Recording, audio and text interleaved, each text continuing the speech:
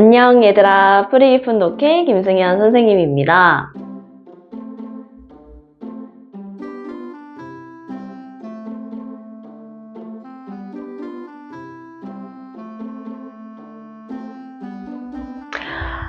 자, 오늘은 근자감에서 조선의 신분제도에 대해서 살펴볼 겁니다. 우리가 신분제도라고 하는 단어를 사실은 이제 역사를 시작하면서부터 꾸준히 함께 봐왔었어요. 그래서 가장 먼저 신분제도가 생겼던 거, 정확히는 계급이죠. 계급이 생겼던 게 우리 청동기 시대부터 생겼다라고 이제 가장 처음에 살펴봤었고, 그리고 시간이 좀 흐르면서 이제 고구려, 백제, 신라라는 국가를 배울 때는 특히나 이 신라의 아주 독특한 신분제도였던 골품제도에 대해서 우리 함께 살펴봤습니다. 그리고 이제 우리 불과 얼마 전에 배웠던 고려에서는 뭐 신분제도를 딱 이렇게 배우지는 않았지만 우리가 이제 문벌귀족이라든지 그런 뭐 문인이라든지 그러니까 싸움을 잘하는 이제 무인 세력이라든지 이런 사람들을 보면서 지배계층이 있었고 또 그들의 지배를 받는 피지배계층이 있었구나라는 사실을 같이 봤을 거예요. 자, 오늘은 이것과 관련해서 얘들아 조선시대에 들어왔으니까 조선의 신분제도에 대해서 한번 좀 살펴볼 겁니다. 자, 근데 오늘의 이 설명은 얘들아 이제 그냥 선생님의 말로만 들으면 이해가 잘 안 갈 수도 있거든요. 그래서 오늘은 칠판을 같이 보면서 조금 이야기를 나눠볼 거고요. 우리 칠판에 이제 열심히 쓰여진 부분들을 나중에 다 설명을 듣고 나서는 엔터 눌러가지고 일시정지 눌러서 필기 꼼꼼히 하는 거 잊지 마시길 바랍니다. 자, 그럼 칠판 같이 한번 볼까요? 자, 얘들아, 우선 조선의 신분제도는요, 크게 두 가지 방식으로 설명을 좀 할 수가 있습니다. 일단 첫 번째는 우리 법적으로 이제 분류하는 거야. 법적으로 원래 조선에서는요, 모든 사람을 양인과 천인 두 신분으로 나누게 됩니다. 양인은요, 평범한 보통 사람을 의미하는데요. 우선은 이 나라의 백성으로서 세금을 내거나 혹은 군대에 갈 의무를 가지는 사람이에요. 그러니까 우리나라의 기둥이라고 볼 수 있겠죠? 그리고 또 동시에 과거 시험, 즉 우리 관직에 나아가서 나랏일을 할 수 있도록 하는 시험인데 그 과거 시험을 응시할 수 있는 권리를 갖는 사람을 이야기합니다. 근데 반면에 얘들아 이제 천인은 짐작했겠지만 천한 사람이라는 뜻을 가진 말이야. 이 사람들은 얘들아 세금을 내지 않습니다.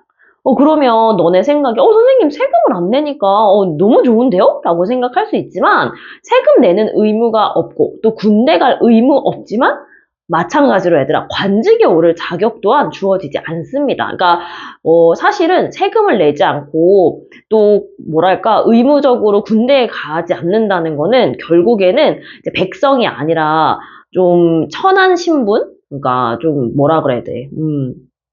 대우받지 못한다? 물건 취급을 당한다? 이렇게 생각을 할 수가 있겠죠. 근데 뭔가 좀 이상하지 않아요? 우리가 알고 있는 조선시대의 신분제도랑은 조금 다른 모습이잖아. 그치? 그러니까 이게 법적인 신분은 이렇게 정해져 있는데 이 사회적인 신분은 얘들아 여기서 더 나뉘어집니다. 어떻게 나뉘어지냐면 일단 양반, 중인, 상민, 천민 이렇게 네 가지로 나뉘어지게 돼요. 그러니까 정확히 우리 아까 양인이라고 했던 보통 사람들이 사실은 그 안에 사회적으로는 양반과 중인과 상민으로 이렇게 더 구체적으로 나뉜다고 볼 수 있을 것 같아. 양반은 얘들아 여러분들 정말 많이 이제 우리가 들어보셨죠. 그죠? 조선시대의 양반. 정확히 이 양반은 원래 그 시험 볼 때 있잖아. 아까 과거 시험을 볼 때 문과 시험에 합격한 문반이라고 하는 사람들과 묵과 즉 싸움을 할 수 있는 그런 시험에 통과한 무반을 합쳐서 우리가 양반이라고 불렀었어. 그러니까 열심히 공부하고 막 과거 시험에 합격해 관리가 돼서 사실은 백성을 잘 다스리는 일이 이 양반에게 주어진 일이 되겠죠. 가장 높은 지배층이기도 하고요. 그러다 보니 가장 많은 특권을 누리기도 했습니다. 그래가지고 얘들아, 우리가 양반 하면 떠오르는 이미지가 막 비단 옷에 갓을 쓰고 뭔가 드라마 같은데 보면 이리 오너라 뭐 이렇게 이야기하는 이제 그런 이미지가 막 떠오르게 될 거야. 자, 그 다음에 우리 중인이라고 하는 이제 계층은 요즘으로 따지면요, 뭐 통역하는 통역관, 병을 치료하는 의사, 그리고 그림을 그리는 뭐 화원이라든지 화가 요즘으로 따지면요. 또 뭐 날씨나 아니면 시간을 재는 그런 천문관, 이런 전문직을 하는 사람들을 이제 뜻했어. 지금으로 보면 누구나 인정하는 완전 엘리트 집단이잖아요. 의사가 되려면 공부를 얼마나 열심히 해야겠어, 그치? 근데 아주 희한하게도 조선시대에는 이런 전문적인 지식이나 기술을 은근히 얘들아 조금 업신여기는 경향이 있었거든요. 왜냐면 그때 당시에는 사실은 성리학 공부를 아주 열심히 해서 나랏일을 하는 게 가장 좀 훌륭한 일이라고 생각을 했기 때문에 그래요. 그래서 아까 설명했듯이 우리 양반이 하는 일, 가장 높은 지배층이 하는 일이 이제 시험에 합격을 해서 결국에는 관리가 되고 또 나랏일을 돕고 백성을 잘 다스리는 그런 역할을 하게 되는 거였겠죠. 자, 그리고 가장 이제 신분이 높진 않지만 얘들아, 이 나라에서 정말 중심이 되는 이제 사회적인 지위를 가진 사람들이 있는데 그 사람들이 바로 상민이야. 그러니까 실제로 얘들아, 이 신분 중에서 가장 수가 많았던 게 상민이거든요. 그러니까 그 안엔 누가 들어있냐면 우리 농사를 짓는 농민도 있고요. 물건을 열심히 만들어 파는 수공업자도 있고요. 또 물건을 사고 파는 상인도 바로 이 상민에 속하게 됩니다. 법적으로는 사실 양인이기 때문에 관직에 오를 자격이 있기는 한데 그러니까 먹고 사느라 얘들아 너무 바쁜 거야. 그래서 실제로는 사실 그런 일은 거의 없고요. 자기가 맡은 바 일을 열심히 하면서 이제 세금을 내고 또 군대에 의무를 지는 그런 역할을 해서 나라의 기둥의 역할을 하게 됩니다. 자, 그리고 마지막으로 천인이야.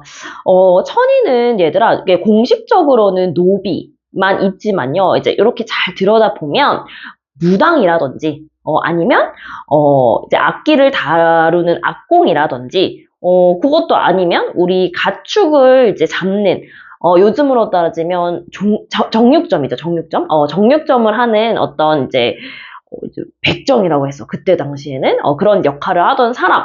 이런 사람들을 조금 천하게 여겼었어. 근데 이 말을 들으면 이제 되게 의아한 것이 아니 선생님 연주하는 악기 연주하는 사람들도 그렇고 또 이제 고기를 도축하는 사람들도 그렇고 지금 생각하면 왜 천한 취급을 받는지 모르겠어요 라고 생각할 수 있는데 그러니까 그때 당시에는 아까도 얘기했지만 얘들아 성리학이라고 하는 게 되게 중요하다고 했었잖아. 이제 그런 입장에서 보면 뭔가 생명을 굉장히 등한시한다고 생각이 드는 즉 생명을 이제 해친다고 생각이 드는 이제 백정의 역할이나 아니면 또 이제 점잖지 않게 막 이제 악기를 연주하고 뭔가 흥을 돋구는 일을 하는 악공이나 이런 사람들을 조금 천하게 여겼던 그런 생각들이 있었다. 물론 지금은 당연히 그렇지 않지만요. 그렇게 좀 이해를 하시면 되겠습니다. 자, 그래서 정리를 하자면 얘들아, 우리 첫 번째 법적인 신분과 또 두 번째 사회적인 신분이 이렇게나 달랐다. 그래서 우리가 실제로는 사회적 신분에 따라서 이 조선의 사회가 움직였다. 라는 사실을 좀 같이 기억해 두시면 되겠습니다. 자, 이 신분은 얘들아 이제 바뀔 수 있었느냐? 사실은 뭔가 큰 공을 세우거나 특별한 일이 있으면 이제 노비의 신분에서 벗어나기도 하고요. 혹은 이제 뭔가 나중에 조선 후기가 되면 조선 신분 제도가 좀 흔들리게 되면서 양반의 어떤 직책을 사고 판다든지 하는 일이 있기는 있었지만 우리 조선 초기에는 어떤 사회의 질서로 얘들아 굉장히 공고하게 자리를 잡았던 신분 제도여서 이제 타고난 신분을 변화시키기는 굉장히 어려웠다라고 생각을 해 두시면 되겠습니다. 자, 어때, 얘들아? 이렇게 조금 짧고 간단하게 조선의 신분 제도에 대해서 한번 좀 살펴봤는데요. 이런 것들만 기본적으로 알고 있어도 우리 앞으로 수업하는 데 도움이 많이 될 테니까 혹시 아까 필기 안 한 친구가 있다면 뒤로 가기 버튼 눌러서 이제 필기 꼼꼼하게 밑에 칸에 해주시고요. 아, 조선 신분제가 이런 식으로 이루어지고 있고 또 특히나 우리 상민이라고 하는 이런 가장 많은 수를 차지한 백성들이 나라를 지탱하는 어떤 기둥이었구나. 그리고 그들을 좀 관리하고 다스리는 지배층이 바로 양반이었구나. 라는 사실을 잘 기억해 두시길 바랍니다. 자, 오늘 영상은 여기까지고요, 얘들아. 오늘도 고생했고 우리 수업 시간에 봅시다. 안녕.